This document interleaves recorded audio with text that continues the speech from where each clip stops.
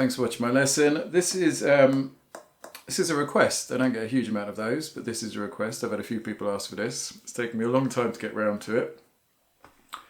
So one of my earlier videos was Joe Bonamassa's version of Albert King's I'll Play the Blues for You, which was live at the Greek Theatre. I did his first solo. Lots of people requested the second solo, which I subsequently did. And then a few people asked for the Kirk Fletcher solo. So Kirk Fletcher toured with him or supported him on that gig, I'm not sure, but he does a third solo. So you've got a Joe Bonamassa solo at the beginning of the song, and then you've got a Joe Bonamassa's second solo, followed by a really cool keyboard solo, followed by Kirk Fletcher's solo. So this is going to be Kirk Fletcher's solo.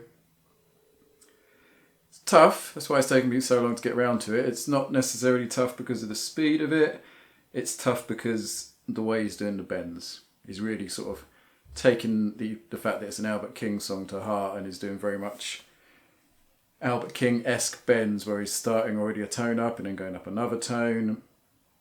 I did learn it that way, and I will teach it that way throughout this lesson, but I've also done it a slightly simpler way, mainly because the gauge of my strings meant I was struggling to do it, and I already broke a couple of strings practicing it, so I've taken a sort of a shortcut, but I'll show you both ways anyway. A reminder of the chords behind the solo first. So it changes throughout the song, the structure, but for this trio of solos, of which this is the third one, the structure is going to be 4 bars of G minor. It's a G minor song.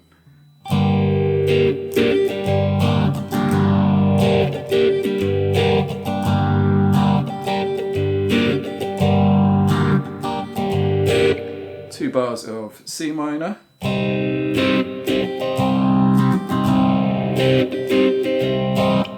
more bars of G minor. And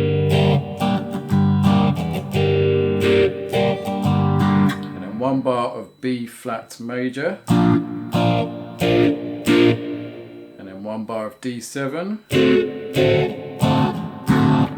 1 bar of C minor again. Back to the D7 for another bar. And then we've got 2 bars of the C minor again. And we finish with 2 bars of the G minor.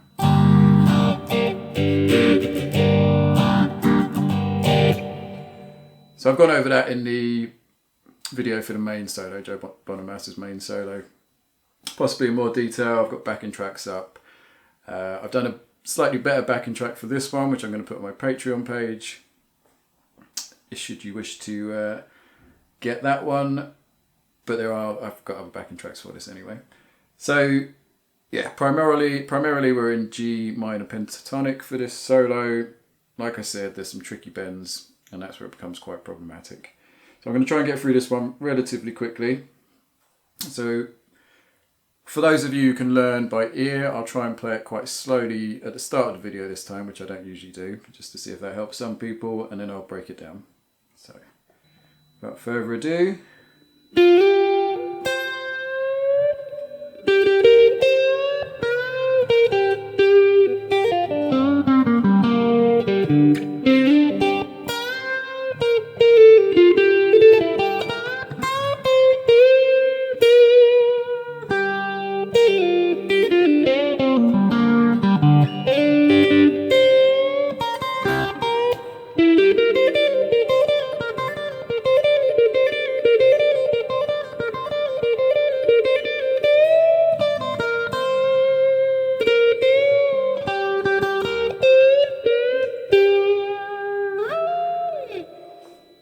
Few mistakes, but that's basically it. Let's break it down. So we're starting off with this slide from 6 to 8 on the B string, bit of vibrato, and then we're going to bend 13 on the B string up 1 tone.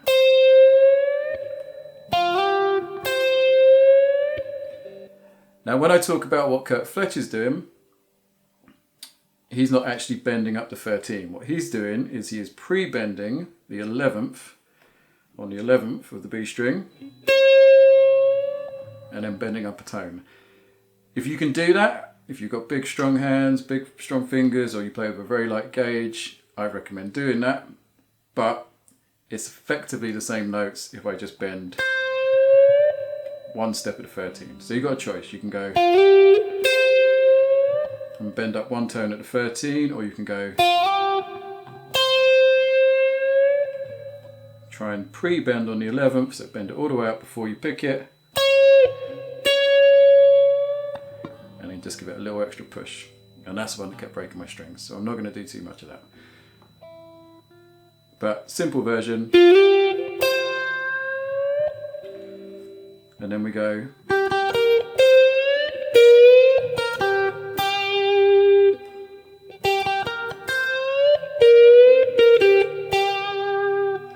So that's 2 picks on the 8th fret with the B string. And then the 11th, and then we're going to bend that 13 again up a step. Then we're going to bend the 11th up a step.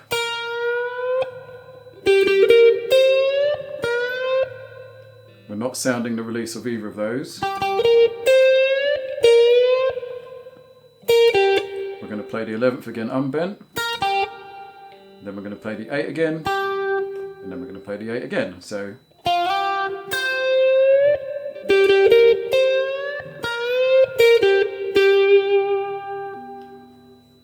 If you want to do the harder version, then again, rather than, we're going to do the pre-bend again. Then we're going to play it again, not pre-bent, and bend up one step.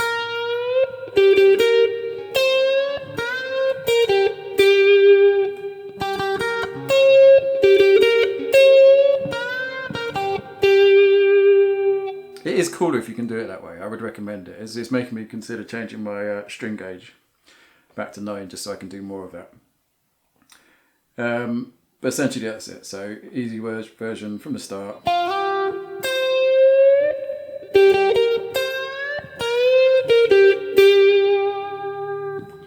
And then we got this riff which features throughout the song, this lick, sorry.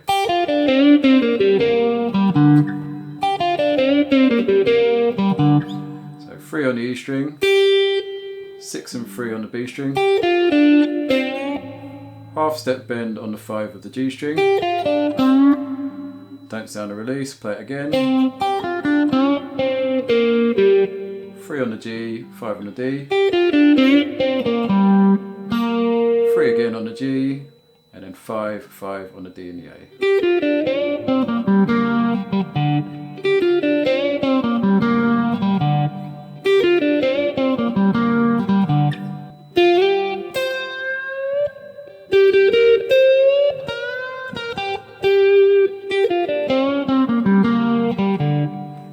And then we've got this cool move where we're going to pick 5 on the G, slide up to 7, and then very quickly get our first finger to the 8th fret on the B string. And we've got to use our first finger because we're going to go straight into another bend on the 11th fret of the B string.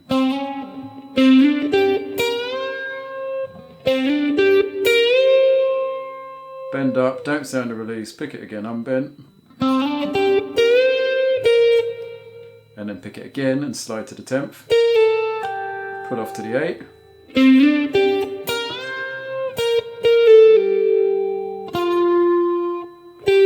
Play 10 on the G, 8 on the B.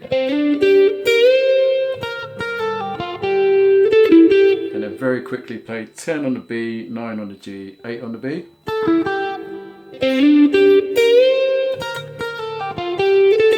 And then straight away we're going to go into this lick. So after we've come off the 10, 9, 8, we're going to go straight into a full step bend on the 11th with the B. And as soon as you've reached the peak of that, we're going to do a really tricky first finger bend on the 8th fret of the E string. Play it again unbent.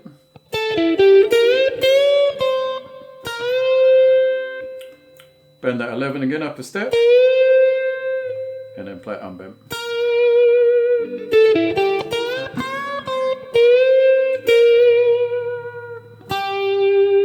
Bit of vibrato on the 11th, and then play the 8th on the B, more vibrato, and then play the 11th again and quickly pull off to the 8, slide down to the 6. So from this bit,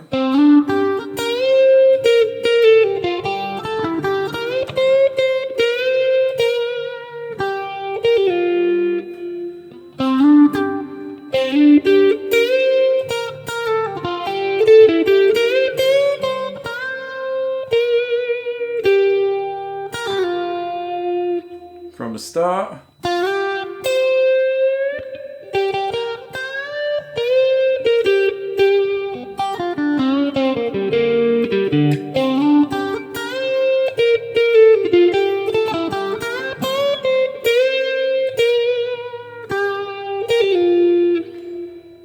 then we're going to go to this lick again. But I don't know if he gets his timing wrong or it's intentional, but I think he's a bit behind where he wants to be, so he does it a bit quicker. So rather than that, it's just a little bit quicker there. He pulls off from the 6 to the 3. So first time around it was, this time around it's going to be B.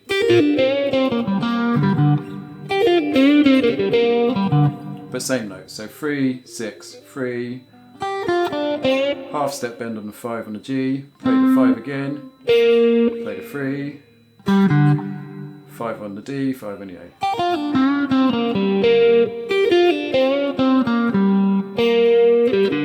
So 3, 6, 5, 3, 6, 3, 5, 3, 5, back to the 3.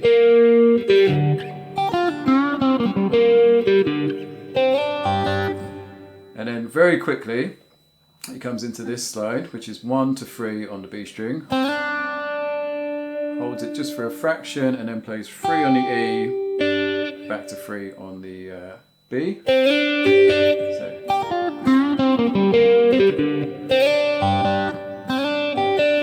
probably don't let them ring out together.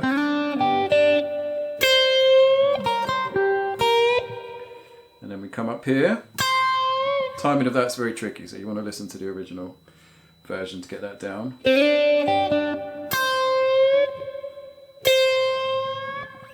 So after we've done this, we're going to do a full step bend on the 8th fret of the E string. And then play that, which is 6, 8 on the E, 8 on the B. And then a little micro bend on the 6 of the E again.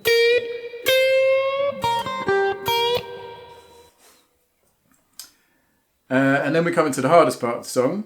Certainly it was the hardest to transcribe. I couldn't even work out how many times we've done it for quite a while.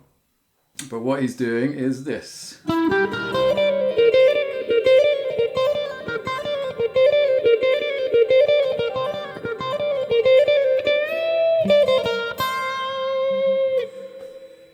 So, starts off relatively simple. We've got 9 on the G, 8 on the B, 11 on the B, 8 on the E, and then 10 times in a row, I believe, I thought it was 11 for a while, but I think it's 10 now, he does this. So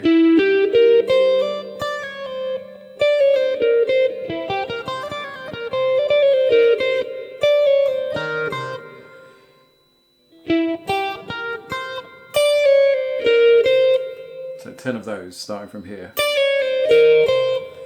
So that's picking 10 on the E, doing a pull off to the 9, and then carrying on in the same move with a pull off from the 9 to the 8.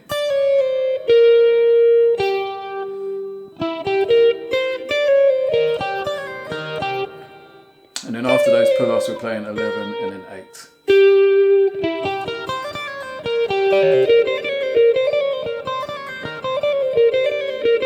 The tricky bit is getting these to all sound out.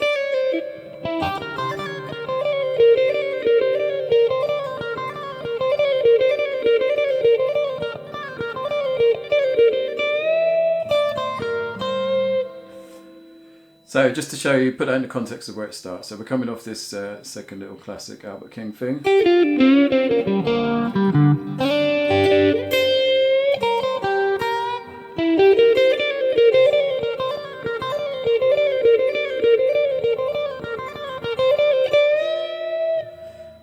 And that move we want to do 10 times. So and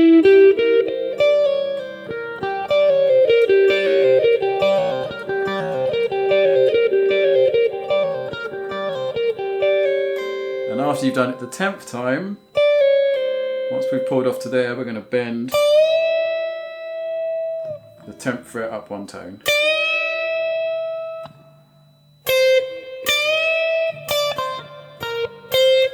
And after we've bent it, we're not going to sound a release, we're going to play it again, and then play 8, and then play 11, and then go back to the 8. 11 on the B, sorry. Give it lots of vibrato. So before I do the closing licks, let's just go over all of it very slowly. So.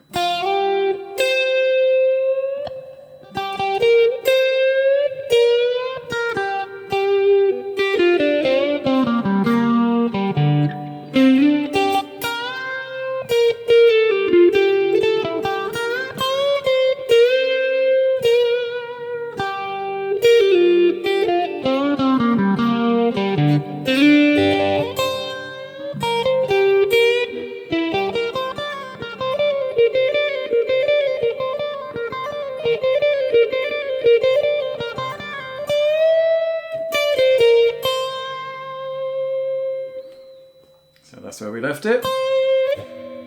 We're then going to reach over and play 11 on the B again, and then go straight back to that 8 on the E.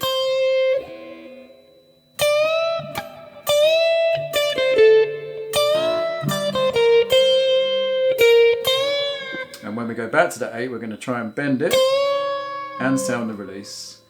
So I don't know if that's a half step or a whole step. It's basically whatever your finger can do, because it's quite hard to bend with just one finger.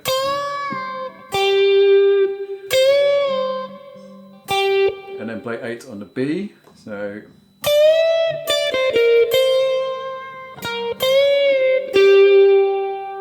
and then double pick that 8 again on the B.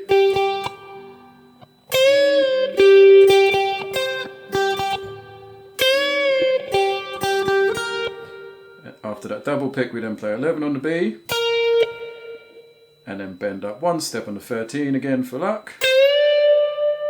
Don't sound a release. Bend the 11th again, up one step, and then finish by playing the 8. So plenty of vibrato, hold it, hold it, hold it, slide up to the 18th fret.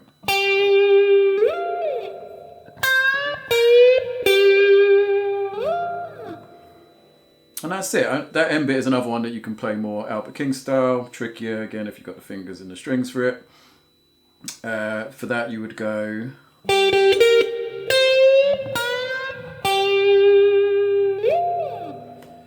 so essentially what I'm simplifying is I'm doing bends on the 13th fret rather than doing them all on the 11th. So whenever he does a pre-bend on the 11th and then bends up, I'm just picking on the 13th. So almost the same.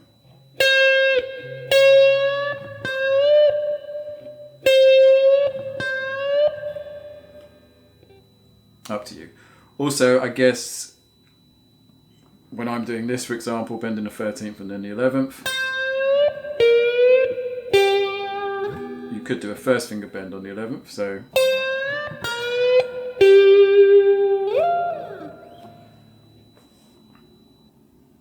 up to you, really. Yeah. Or I'd always recommend trying the hard way, see how it goes, and then simplify it if it doesn't suit you. Camera ran it halfway through, so hopefully I started at the right point there and I've captured everything. I'm going to just play it once more fairly slowly and call it a day. So.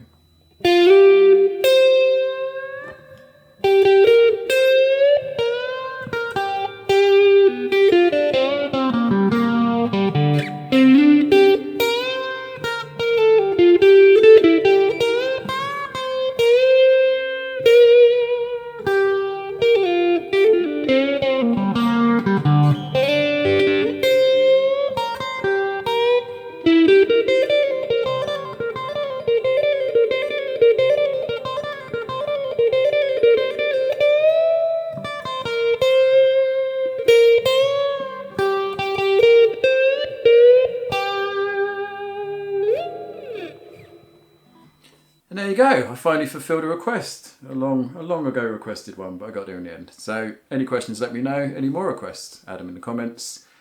Yeah, cool. See you for the next one. Bye-bye.